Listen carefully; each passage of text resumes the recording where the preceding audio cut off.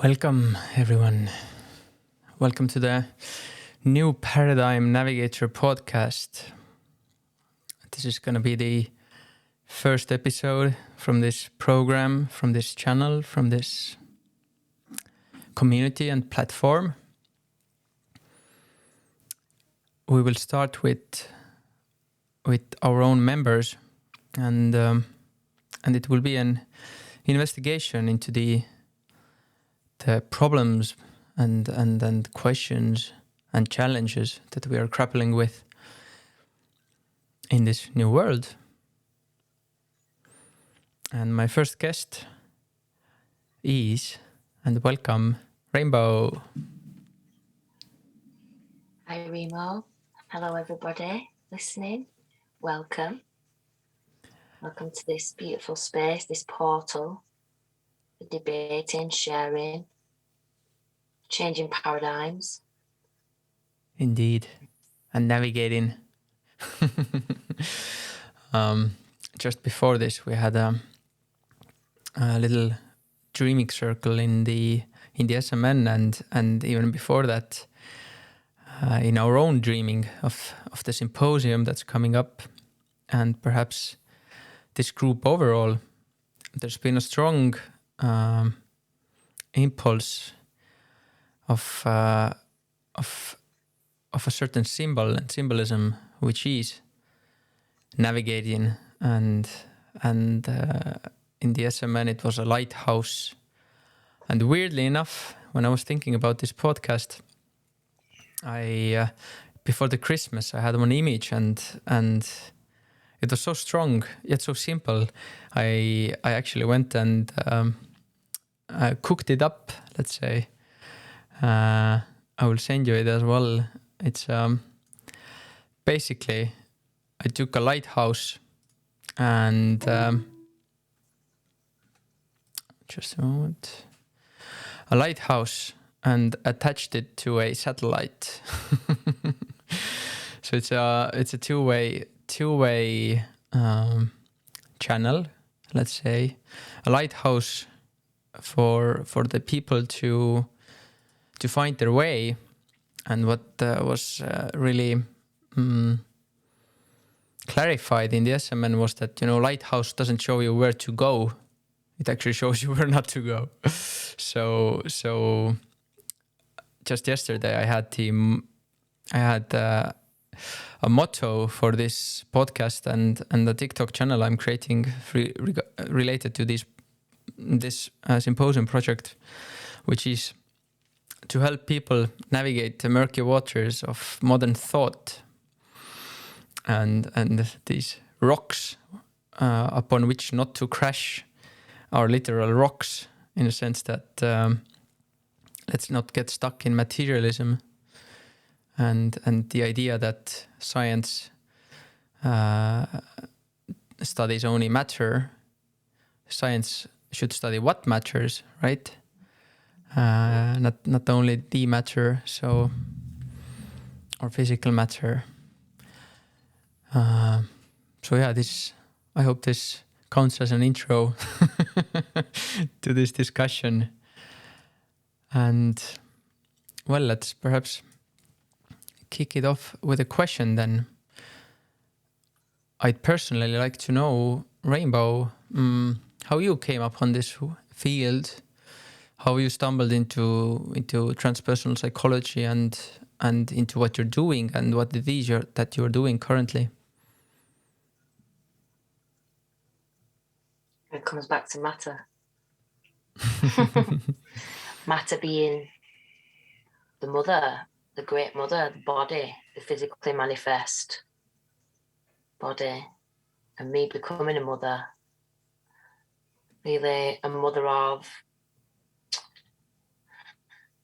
my field of interest and a mother of a child,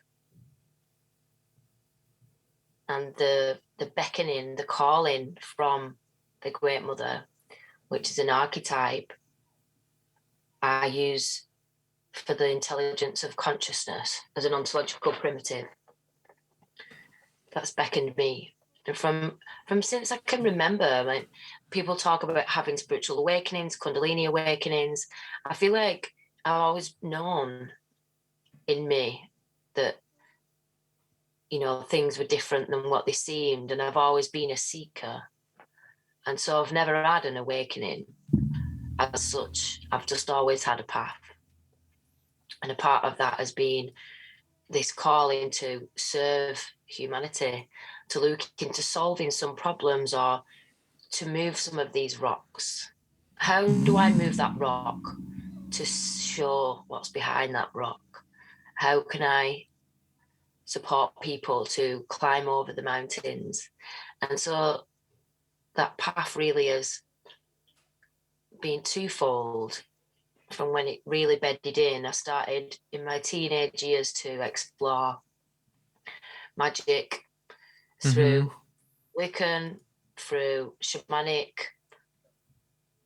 disciplines, traditions, and I also became an academic as well back then. I did a foundation degree in complementary therapies, and a lot of that was looking at psychology, behaviour, drugs, addictions, and it was also exploring aromatherapy as a holistic intervention.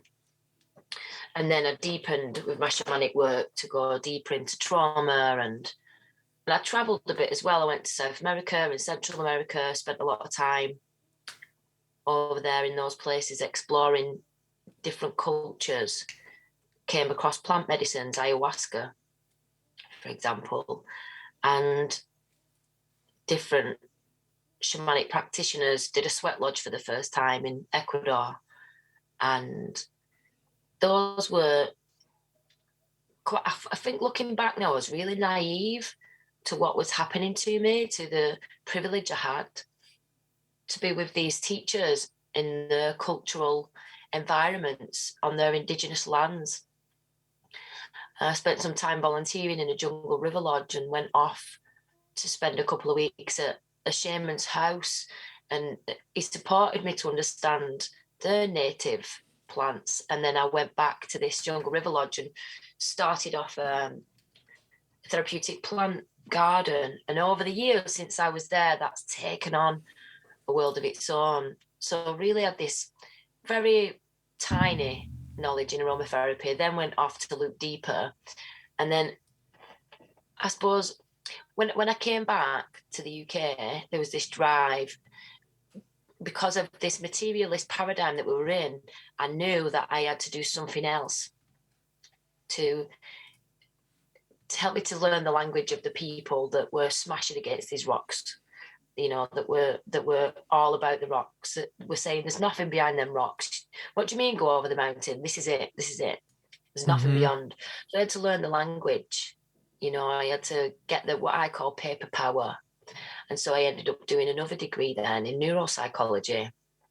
And that was very materialistic. I remember doing a module around depression and the brain. And my conclusion of that whole module was it's got nothing to do with the brain. Depression is to do with the environment that the person's embedded in. It's to do with trauma. And then you see the physical imprint of it sometimes in the brain, in the body. Correlation. And so I was I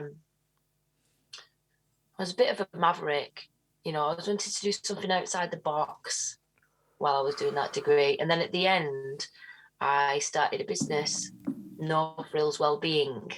And in that, I was fusing Western psychological perspectives on these categorical pathologies, you know, that we've used to box in people's life experiences. And I was using all of my spiritual trainings as well.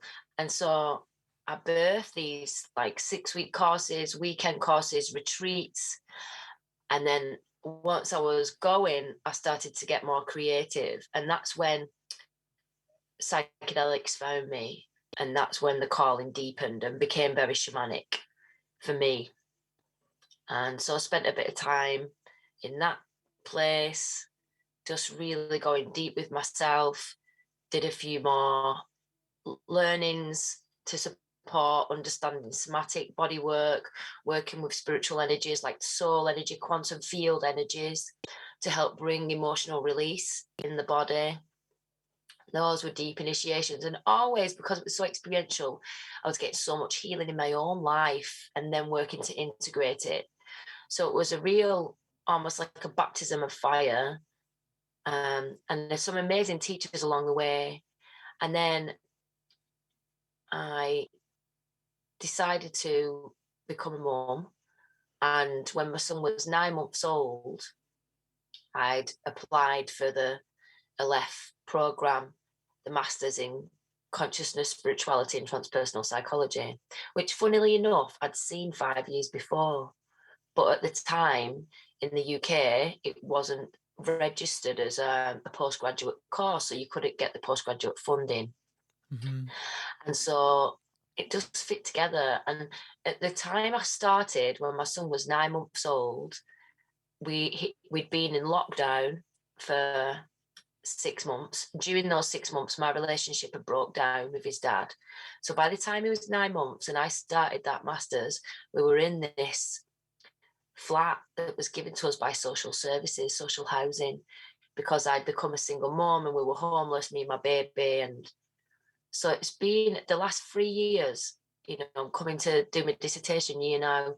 So the last 3 years, what's done, it's crystallized all of the learning I've had, which has been quite wide in general. And it's over the last year, especially, I've been really focusing my plant medicine, the space that I hold with plant medicine.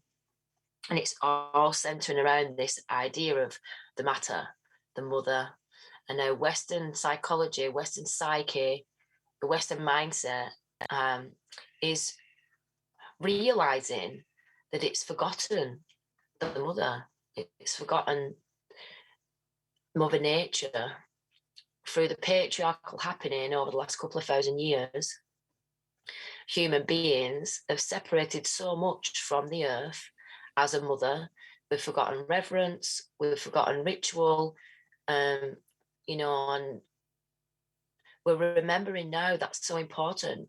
And so the threads of inquiry over the research program of this master's and the threads that were in my life as a woman that had just become a new mother, the lack of support in the culture, how we've got these models of nuclear families, single families, how motherhood is actually a social institution which has been fabricated out of the patriarchal mindset that doesn't financially value care in the home. So you've got like mothers like me, single mothers, offered very small benefit systems where it's less than minimum wage what women get paid to raise small children. There's no support to,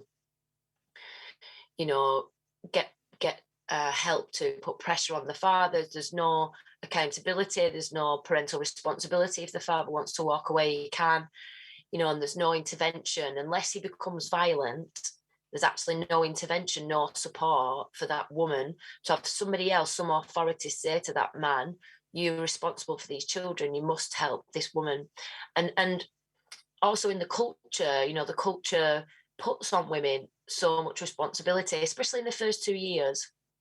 So much goes on in the home.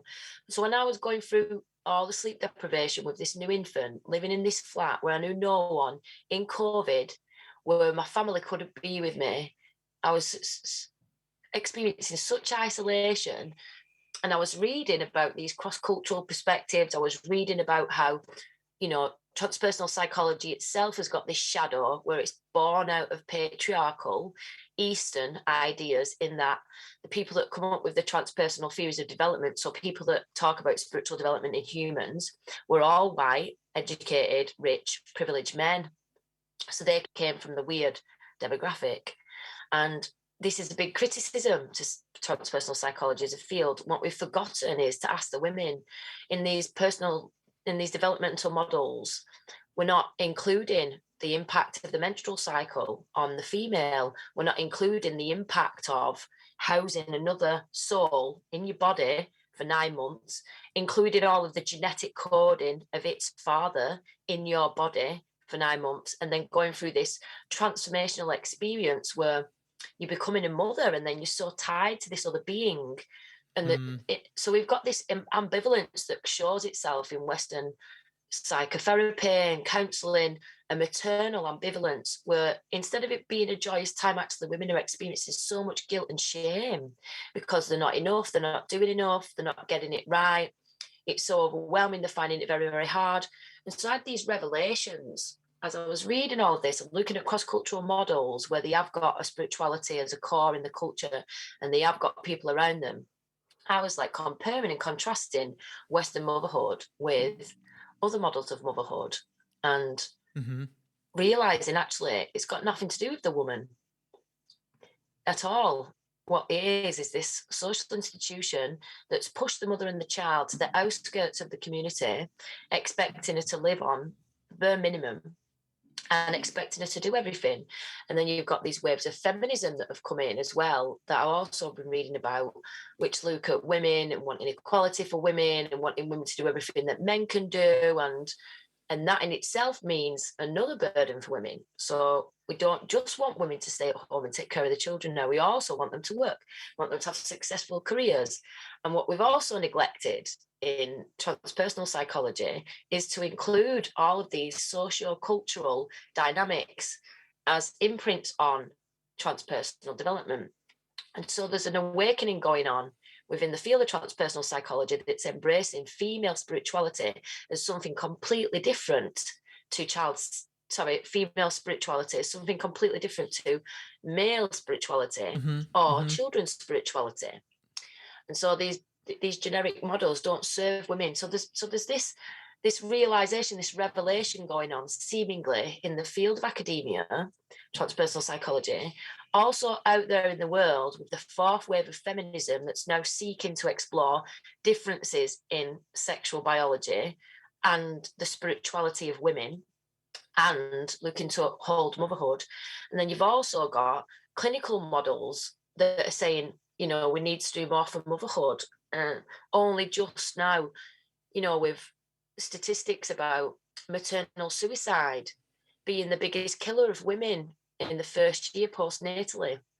So there seems to be this like shifting going on. So I feel like this calling of the Great Mother has brought me through all this journey, and then I've had to have this really acute situation of isolation, becoming a mother, to go right into the shadow of the culture, and at the same time being placed with the specific timing to be reading about it all as I was doing this master's, to then become this feminist scholar and an advocate, social change maker, activist for the spirituality of motherhood. And you know, in the fundamental book, the like transpersonal psychology handbook, which is the like fundamental textbook for students of transpersonal psychology, there is no chapter on the transpersonal dimensions of motherhood. You can read about the spirituality of sex, you can read about the hard problem of consciousness, you know, you can read about meditation, you can read about psychedelics and entheogens, altered states of consciousness, holotropic breath work, all of these things, even depth psychologists for understanding trauma as a spiritual thing, spiritual emergencies, you know, the spirituality of having a relationship with the earth, and now it's important to go back to the earth. All of these things you read about in the fundamental textbook of transpersonal psychology, but there is no chapter that explores a woman's experience of bringing through a whole new human being with another soul and another consciousness onto this planet. Nowhere does it talk about being a stargate, interconnected with another dimension where the souls are waiting to come through into this dimension, you know. And so I've been placed with this calling from the Great Mother Matter at this time on this earth to go through what I've been through, to become the person that hopefully writes that chapter and that builds these interventions to support women that are going through what I was going through. And I'm standing on the shoulders, like the most recent literature, 2021, talks about motherhood, spirituality and culture. But again, it's done on white, rich, industrial, educated women.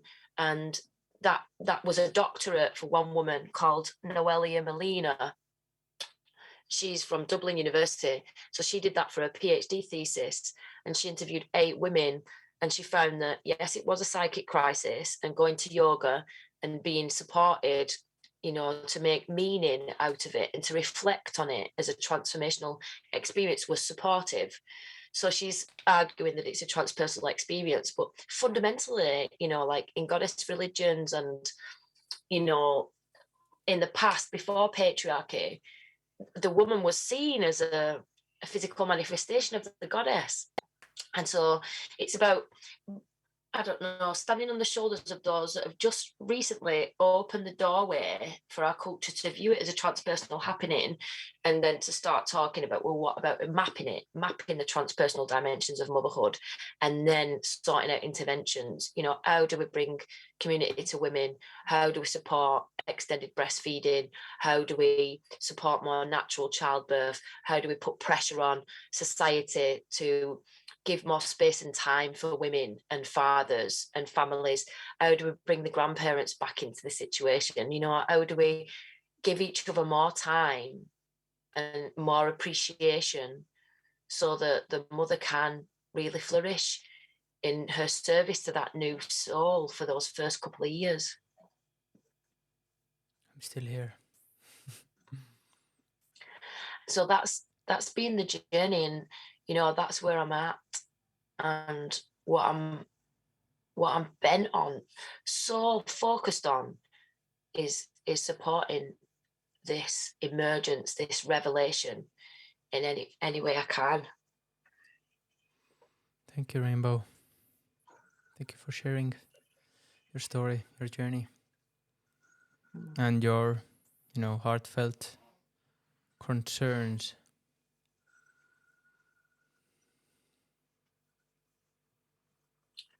There's so much about it what people don't understand. As a mother, I realise day to day the social conditioning that goes into my child. We've just had Christmas. We're trying to break free of patriarchy and have a balance in our collective. We don't want a matriarchy. We want a balance. Mm-hmm. But just gone through Christmas, which is deeply conditioning these young children to be good for a man that they don't know, otherwise they won't be rewarded. And really, Santa is a shaman. Santa comes from this idea of Siberian shamans who would work with the fly garrix, come down the smoke hole of the year because it was so packed with snow.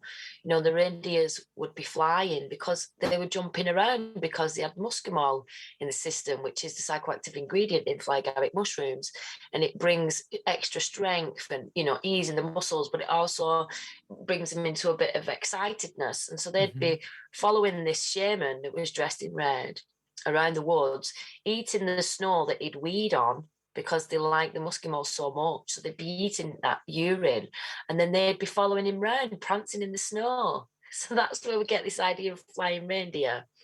And he'd come down the smoke hole to share the ceremony with everybody after he'd taken the fly garrix out of his socks, what he'd hung on the pine trees to dry, stockings, and then he'd share them out with everybody and bring the magic. And he'd have to come down the hole, the smoke hole, because the doors were so highly packed with snow he couldn't get through the door. So we're not teaching that truth, the magic of nature, the magic of the time of winter when we come together to celebrate. It's just social conditioning. Be good for the man, and you don't get toys which are a load of plastic, which is bad for the earth. It's, there's so much pressure. It's just that one thing. And then, the media and just how we are in society, it's so hard to raise a child as a mother that's got these conscious principles, that's seen through these rocks.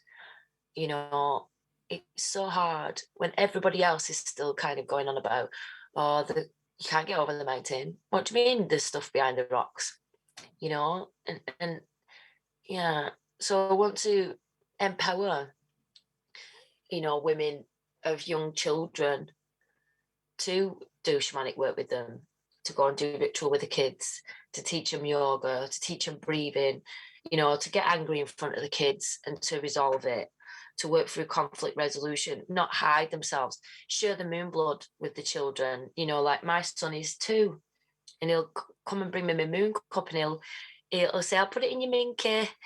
Like, try and help me put my moon cup in. But I show him, you know, don't hide any of this from him. And I say, you know, when I'm premenstrual, I'll talk about how I need to be looked after and I need him to be gentle and kind when I'm in the bleeding phase.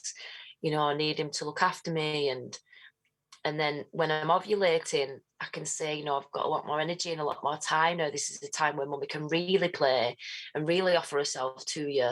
And then, you know, so this, like, I don't know, like now I feel like to talk about fairy tales. You know, they've got these like really wicked stepmother archetypes in fairy tales, you know, the shadow feminine, you know, that's just through not understanding the cycle that a woman goes through.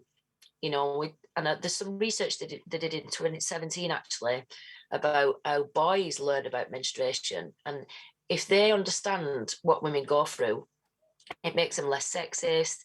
It makes them have healthier relationships. They don't take it personally. They can even get a menstrual cycle tracker on their own phone so they know when the partner's cycling through different phases and they can be ready for it and help her with massages. And this is a bit vulgar, but in this one research, there was a gentleman who hadn't developed menstrual consciousness and he was still so sexist.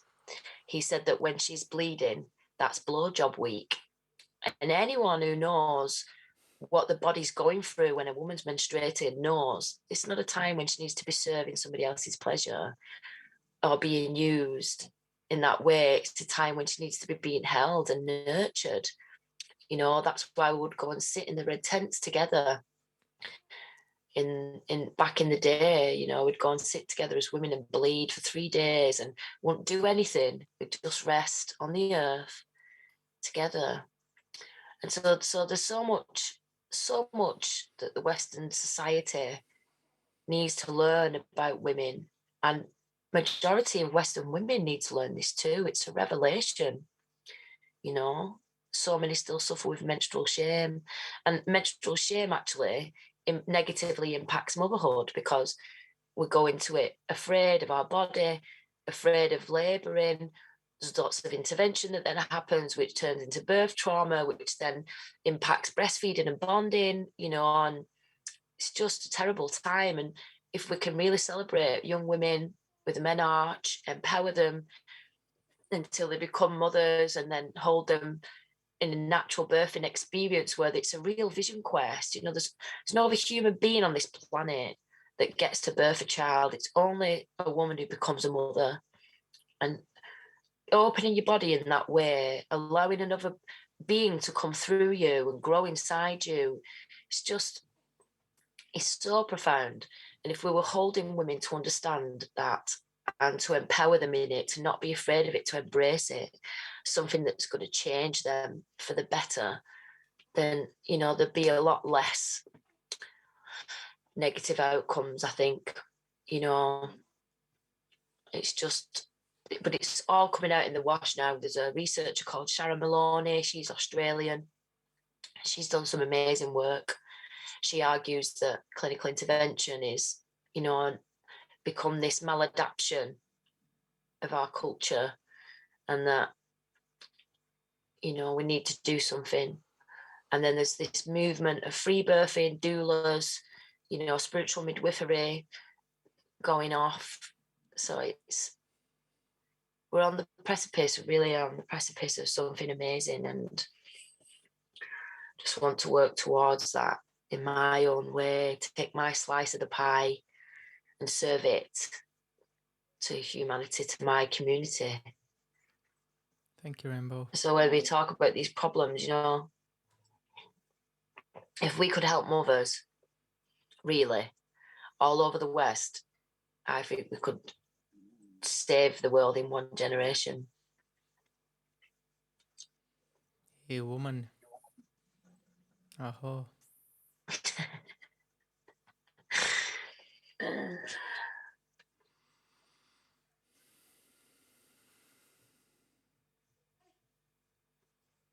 Yeah, something I thought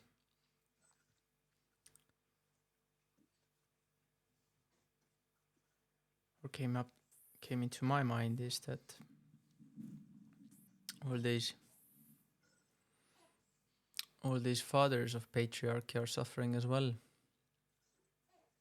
Not to diminish in any way what you have just said, but that this cycle, gets repeated in a wicked way, because when mothers are alone in their motherhood, their sons, daughters as well, won't really get to see a healthy mother.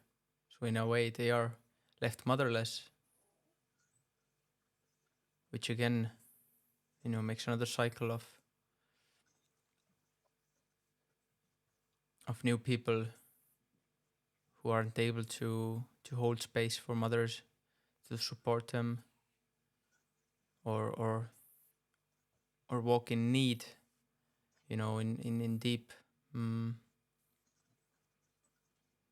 longing perhaps of a mother. Maybe this is why symbolically also we are so fixed on matter as science, because and for me another spin is, or like, a deep question is where this comes from, and an answer for me, perhaps I'm looking on the man's side, is like where this all comes from, where this leads back, but what is the primal wound? And an answer for me is war, or warring. When men were separated from women, when men were separated from mothers, when these positive male aspects, caring father or a wise king, were separated from the equation, and then new men again grew up without healthy families, without healthy mothers, without having seen healthy relationships, healthy fathers, and then prolonging this wound, 7 generations forward, or as they say.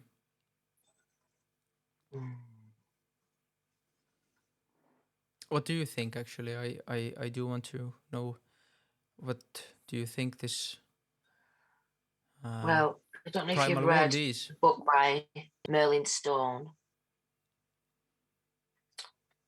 I can't remember the title now. It might come to me. Merlin Stone wrote a book. It was published in the 80s, and he did a lot of research around the Neolithic, Paleolithic eras, and looked at, the work of Maria Gimbutas, who was an archaeologist, and especially within Europe, for 6 times longer than we've had the patriarchy. That's why some people call it the lost weekend of patriarchy, because the time before, when we weren't in a patriarchy, it lasted 6 times longer. They can't find any evidence of war, no weaponry, no imagery of war. And there's one specific site in Greece where they have a look at the culture. What was the culture like before patriarchy? And you just see this harmonious relationship with the earth, with the seasons, lots of ritual within the culture. You would have women and men in the hot weather walking around topless, no women being afraid of being raped, no hunger for the woman because of this idea that she was representative of the goddess or Mother Nature. And there was no poverty, everything was shared, everyone was welcome, everyone had enough food, and it just, I mean, I'm not saying it's a perfect time on earth. There will still be some issues, but compared to how it's been, the evidence shows and the archaeology shows that it was a relatively harmonious time. And then you've got these Norse invaders that brought weaponry. And then over time, the beliefs that they had this mono, one God that was masculine, that was punitive. And through violence, subjugated everybody into not necessarily believing in it, but made them afraid. So they had to take it on. And I think that's kind of repeated itself, even over recent history. This idea that the new belief system's in and everyone better get on board with it or else. And so then you've got paganism being wiped out. So there's something about the shift in belief systems. I don't know where that comes from. There's a woman called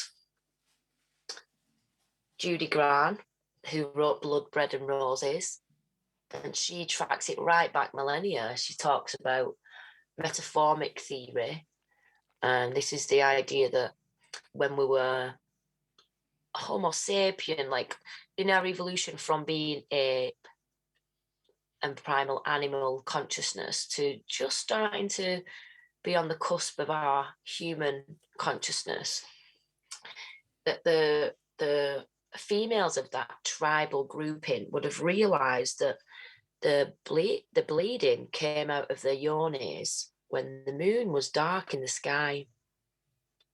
And so then she says that was the first kind of like abstract thinking and the birthing of human consciousness. So she gestured to her sisters, look, our blood, what's that? But they didn't have language. They'd have grunted or just gestured and then retreated together to sit, because that would have also helped, because of the blood smells, help with predators, etc. And that when they tried to communicate what they were feeling and that this celestial body that glowed in the sky, when they marked it on bones, and they found bones that have 28 notches on. So Judy Grant postulates that this was also the beginning of mathematics. We started counting, we started to have a physical representation of how many days had passed until the moon would change again, and then the blood would come again. And so then we'd try to explain, the females would try to explain to the other members of the tribe, and then men wanted to have this same connection with the celestial body in the sky. They wanted that same power to call out the moon, because that's what they were thinking women did. And then before we understood physiology, women would just grow, swell, and then a new human would come out of them. Back then we didn't realize that the male also supported bringing in new life. And so she talks a lot about the jealousy of the males in these more early primitive times. And actually, if you look back through different cultures, there are menstrual rites that men have tried to do. Some of them are really grotesque, where they'll like lift the lingam up to lay on the lower abdomen and then slice it so that it would split open. So the shaft of the penis, slice it up so it would open, so it'd look like the lips of the labia and bleed down the legs like they were menstruating. And then, other rites of passage in when you become a boy to a man involve piercing the skin to bleed. Some of them, they would cut the backs of the thighs and go and run and be in the sea. And then they'd take great pride in the scars of these cuts. And so she talks about this like jealousy of what it means to be a female, to be a stargate, to have this connection through the moon bloods to the cycles of nature, to the moon. And, maybe that's the seed of it. Like, it's the seed of the jealousy. I don't know. I did a shamanic journey once, and I was shown an early time, our early ancestors, where there was a big comet raging through the sky, and they took it to be like this like godlike entity that was very wrathful and angry, but really powerful. And so in this shamanic journey that I had, my guides told me that this was also a seed for this patriarchal, punitive godhead who a lot of people wage war under the name of. But I don't know. I don't know. You know, um, Jung and Glendinning talk about the wound being when when we birthed agriculture. Yeah, this is the theory I've heard as well. And started to separate from the nature and having to be nomadic, and you know, we started settling agriculture. But maybe all of these things feed into it, or maybe this has been the dark age of this cycle of humanity on the planet, because there's been ancient civilizations before this. So, you know, they've had their own light age where they've been at the pinnacle of using all the spiritual practices and really understood astronomy. And so maybe it's this constant cycle what we go through with the consciousness of the life on this earth. And maybe that's why we're in this age of prophecy now, and we're remembering now. It's a very interesting question, Remo. I don't really know. Yeah, well, I'd like to bring in 2 points. One is the one you mentioned already, is the agriculture. You know, when we were domesticated by these monocultures, you know, you could also think of it as, you know, raping the earth for this grain, and having, you know, more of it than we need, then leading again to more, well, possibilities for other people to take it away. You know, these first cities, and also first over farming the earth or the land, you know, and then we would have to start expanding until we could expand no more, until we, you know, arrive at another colony or society. Then we would have to fight over the land. This is one theory. Another one I wanted to bring in is that in Australia, Australian Aboriginal people, and this comes back to birth. Australian Aboriginal people, before we invaded them, the Western culture, let's say, they had managed to exist, and this is what has come out with science. They had managed to exist without big wars, big epidemics, big droughts, for at least 30, if not 60,000 years, which is something we haven't managed for 100.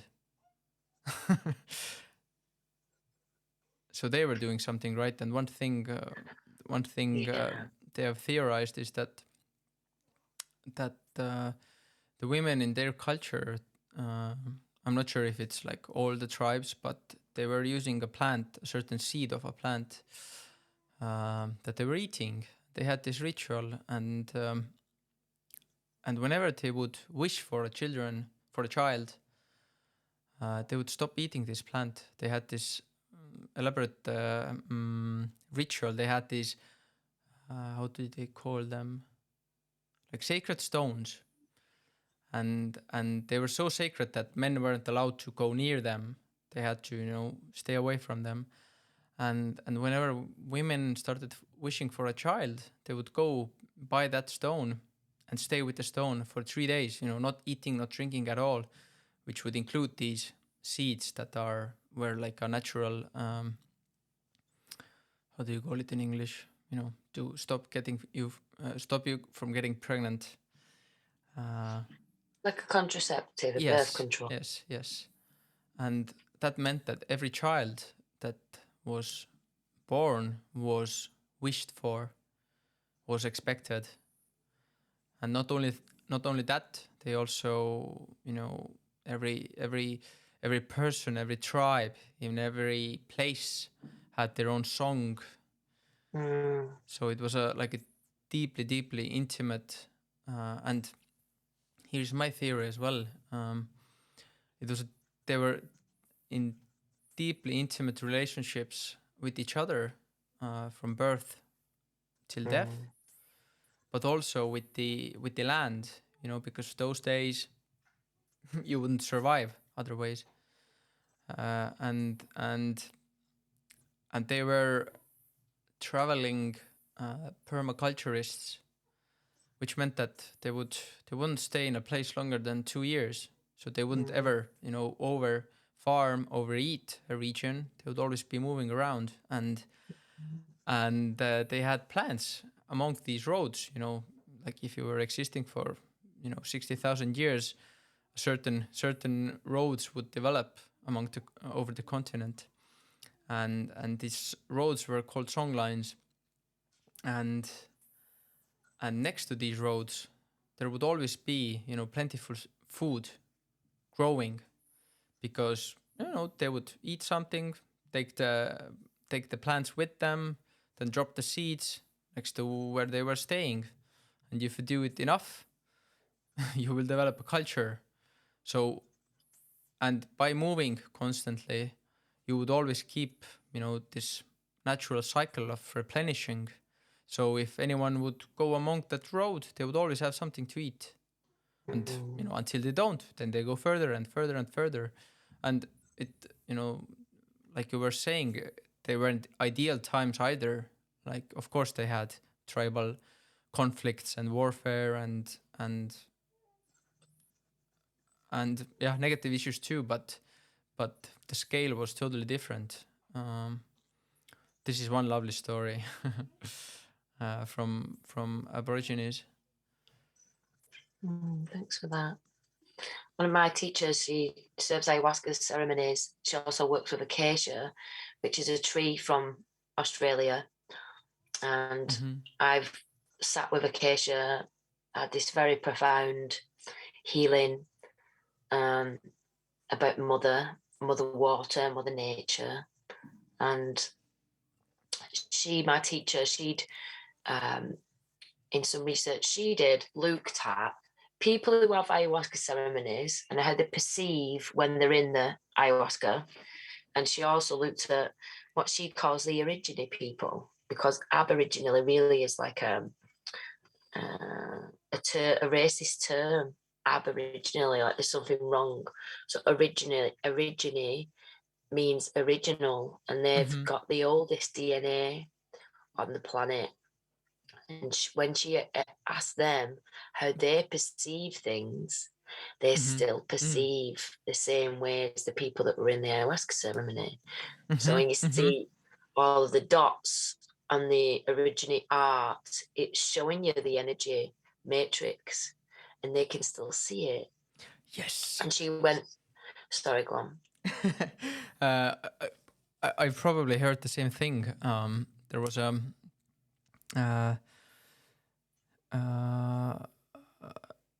anthropologist went to stay with the original tribes, and this is a famous conversation between them, and one of the let's say original peoples, then woman asked her that well, how do you experience the world? And she said that this is quite like scientific,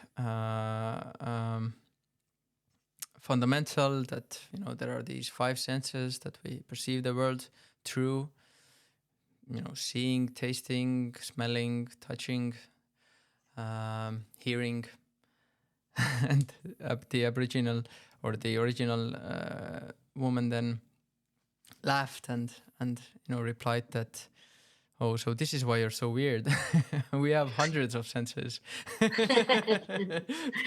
No wonder you're so close-minded. But another thing I wanted to say, actually, I forgot, and you reminded me. That goes actually deeper into the theory why we have separated from the nature, let's say, and all the problems that stem from that, is that these Aboriginal people, at least these Australian Aborigines, they perceive the world as like amalgam or matrix of processes.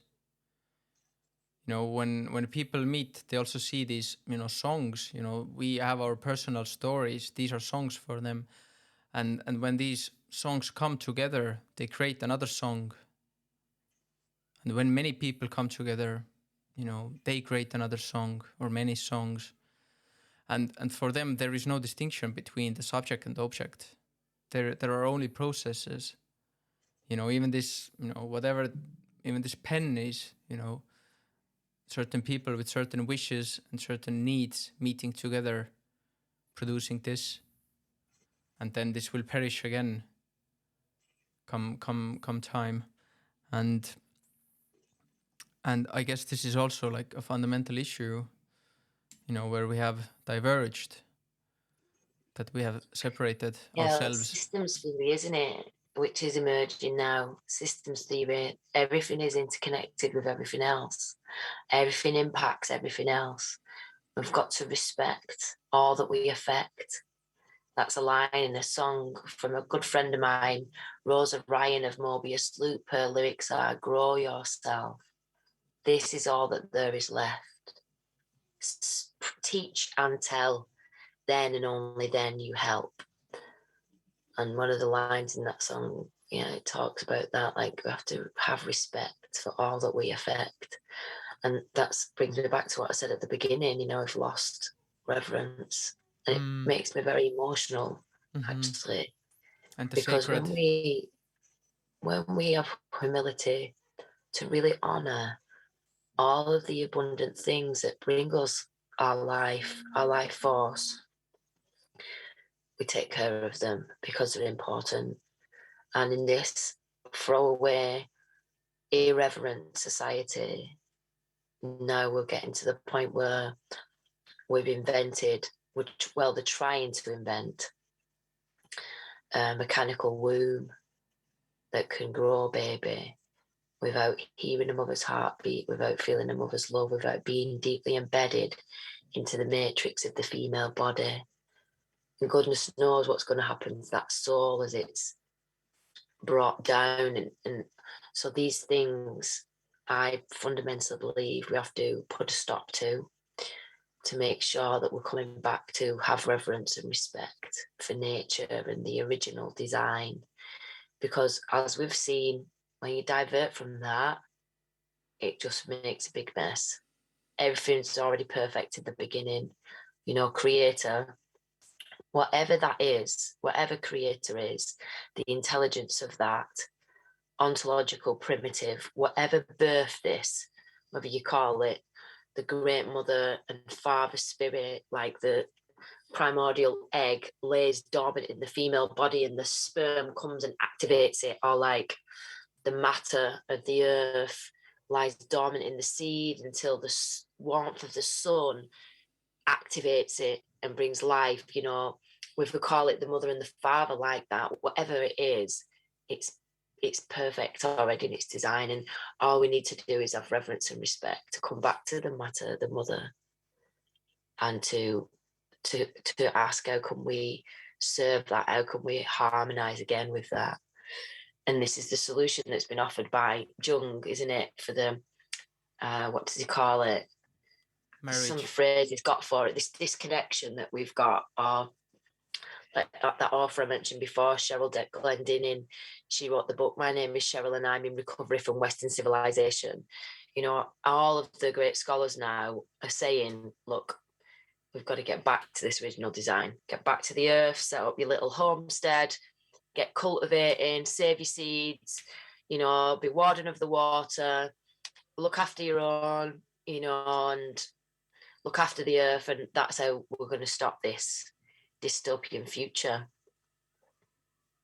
So that's the matter of the matter. Yeah, and this and many more topics we'll be covering in the next half a year at least, hopefully more.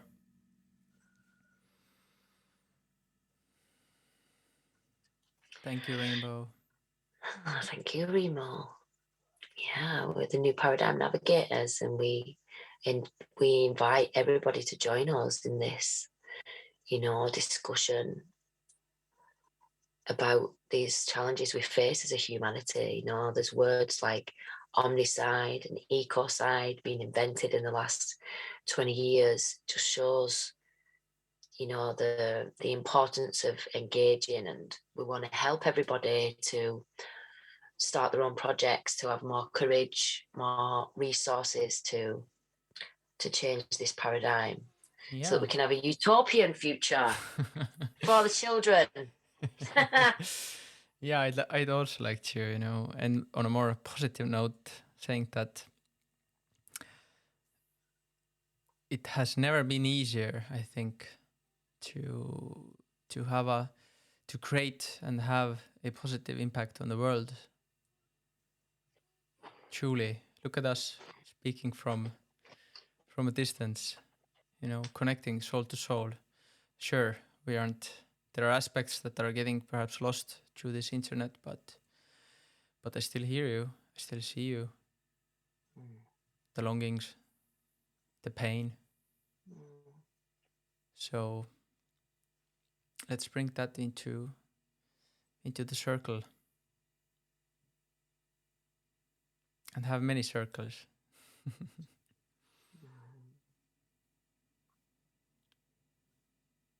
So thank you for, you know, sharing your story. I feel I've gotten closer to you, and let's keep the ball rolling. Maybe you want to throw in a few references for the upcoming, you know, discussions and what's to be ahead, because this episode, we'll be releasing I'd like with the. to tell everybody to to join us on Clubhouse on January the 18th at 6:30 p.m. UK time. You can go to Clubhouse and join our group, the new Paradigm Navigators, on Clubhouse, and then we're going to have a live. So there's a discussion forum on there. I can put some links to some of the references I've mentioned here, but it'd be great to have a live debate there, and we welcome you to bring your voices, bring your opinions, bring your stories. And next month we'll have a different theme. I'm going to take over next month, and I'd like to focus more on Western motherhood and other motherhood. So if you're coming from a culture that has a different way of holding mothers and young children, I'd love to have a debate about that. If you are anybody, you don't have to be a mum. You could be a father, you could be a grandmother, a grandfather, an uncle, an auntie. So we're going to focus a bit more on that and the mental health issues that come out of Western mothering models, and how we can support that. And then I believe in month 3, we're going to have Arabella, who's another new Paradigm Navigator, and she's going to talk to us about the spirituality and beauty. How beauty is a beautiful thing. She's going to talk about the beauty of beauty. So we've gone from the matter of matter to the beauty of beauty. Yeah, I think beauty will save us all. Yeah. What else? And then on our website, the Scientific and Medical Network, if you go there and look up our pages, you'll see a link to the symposium. We're accepting applications soon, but there's information on there about the Students of Spiritual Science Symposium, which is our online spirit science festival that we're hosting in July. So we're really looking forward to that. So I encourage you to head over there and have a look. And the overall platform as well. You know, this will be an ongoing thing. There will be live discussions, but there will be also, you know, offline discussions. So we are hoping to make this as engaging as possible and as rich and deep and beautiful and true as we can. So yeah. We've got the Instagram as well, Scientific and Medical Network Instagram. We're taking over that. So you can head over there. You can find, I think it's SciMedNet on Instagram. But we can put links in underneath this. So you've got the Instagram, the Clubhouse to join us on in an ongoing debate, the Clubhouse live on the 3rd Wednesday of every month, and the Students of Spiritual Science Symposium Festival in July. Yeah, and this podcast as well. And this podcast. And I'll be making some TikTok videos too, so check them all out. And bring your questions and bring your answers and bring your stories. Let's get this rolling. Thank you, everyone. Yeah. Thank you, Rainbow. Thank you so much, everyone, for listening. Thank you, Remo. Such a beautiful, graceful host. See you soon, everyone. Bye.